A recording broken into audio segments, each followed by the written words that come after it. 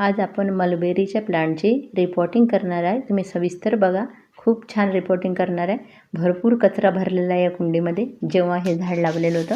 म्हणजे याच्यामध्ये सुकलेल्या पाण्याचा इतका उपयोग केलेला आहे। बघा आता मी आपली ही जी कुंडी राहते ना, ही खाली करताना तेव्हा तुम्ही बघू शकता इतका कचरा भरलेला आहे की झाड कुंडी उलटे केल्याबरोबर बाहेर आलं। म्हणजे ते भुसभुशीत अशी माती होती, कारण त्यात फक्त होते सुकलेले पानं भरलेले आणि माती खूप कमी प्रमाणात होती। ही लॉंग आहे ही, म्हणजे मलबेरी जी आहे ना, कधी कधी बोलताना आहे ना शब्द आठवत नाही, त्याच्यामुळे तुम्ही समजून घ्या। आणि बघा आता हे असं बाहेर काढलेलं आहे मी, आणि हे लॉंग मलबेरी आहे। तुम्ही बघा सुकलेलं पानं मी जवळून दाखवण्याचा प्रयत्न करते।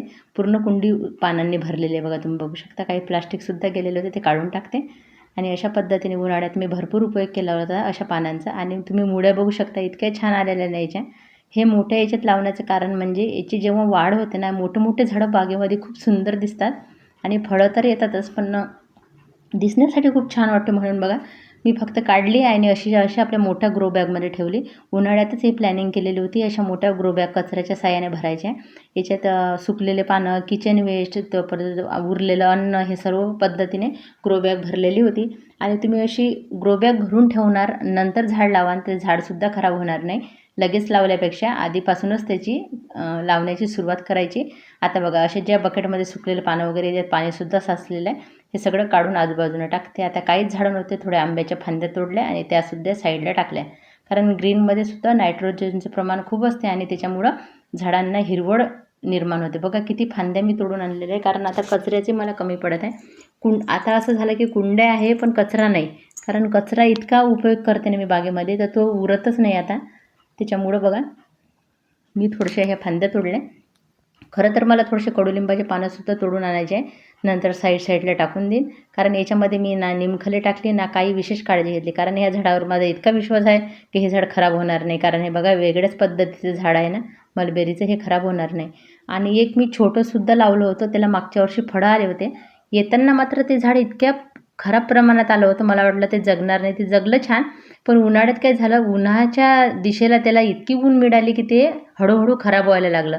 आता सुकलं ते झाड पूर्ण, कारण ते असं पिवळंच पडलं वेगळ्याच पद्धतीचं। पण ते मला मलबेरी इतकी आवडलेली होती, कारण ते दिसायला खूप सुंदर वाटत होते आणि लवकर फळं भेटले होते।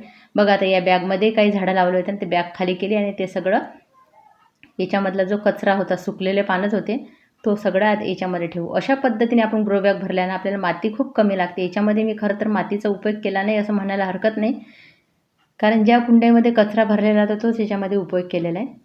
आणि उन्हाळ्यात मी हेच काम करत असते, कारण जेव्हापासून या सुकलेल्या पाण्याचं महत्त्व पटलं ना, याच्यामध्ये वाढ खूप छान होते झाडांची। एक कोकोपीटची जी आवश्यकता असते ते पण लागत नाही झाडांना, ना काही लागत, कारण हे माती भुसभुशीत करते आपलं किचन वेस्ट असो का गार्डन वेस्ट असो। अशा पद्धतीने बघा तुम्ही कुंड्या भरल्या ना, तुमचं झाड सुकणार पण नाही। हे झाडाला पूर्ण विश्वासानं सांगते, हे झाड खराब होणारच नाही, कारण याच्या मुळ्या भरपूर तयार झालेल्या आहे। झाड लावताना झाड थोडं हेल्दी आणि मोठं असलं तर खराब होत नाही, आणि छोट्या झाडांची घाई केली तर होऊ शकते। आता बघा हे कार्डबोर्डचे तुकडे आजूबाजूनं, कारण कुंडी खूप मोठी आहे, पक्ष्यांनी कणीस तर खाल्लं, उरलेलं असं टाकलेलं आहे। हे बघा हे झाड थोडंसं सुकल्यासारखं झालं आधीचं, पण याचं हे पण चांगलं होईल अशी आशा करते। धन्यवाद।